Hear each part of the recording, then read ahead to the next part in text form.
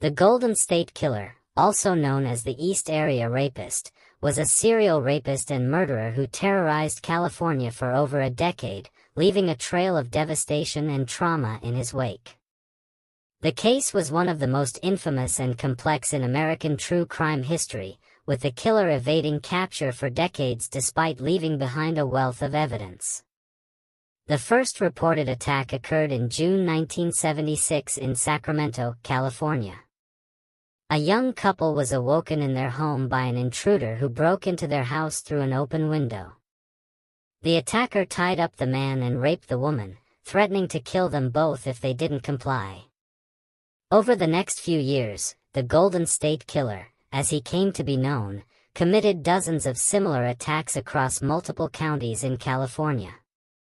The killer's modus operandi, MO, was to target couples in their homes, often breaking in through an open window or door.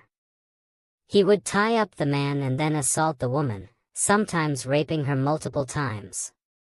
He would often speak to his victims, making strange comments and threats, and would sometimes take small items from the home as trophies. The Golden State Killer's attacks were characterized by a level of meticulous planning and control.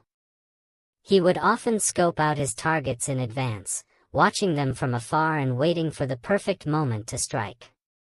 He was also known to be highly calculating and manipulative, using his words to intimidate and dominate his victims. The case was investigated by multiple law enforcement agencies, including the Sacramento Police Department and the California Department of Justice.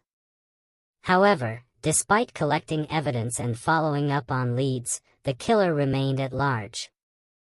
One of the most significant challenges in the case was the lack of consistency in the MO. The Golden State Killer's attacks varied in terms of the level of violence and the specific actions he took. This made it difficult for investigators to identify a clear pattern or signature. In addition to the rapes, the Golden State Killer was also linked to a series of murders that took place in the late 1970s and early 1980s.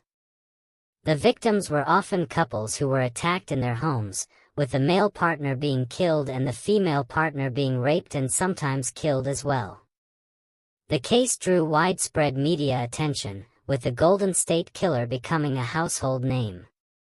The attacks were so brazen and the killer's behavior so bizarre that many believed he was a monster, a superhuman figure who was able to evade capture.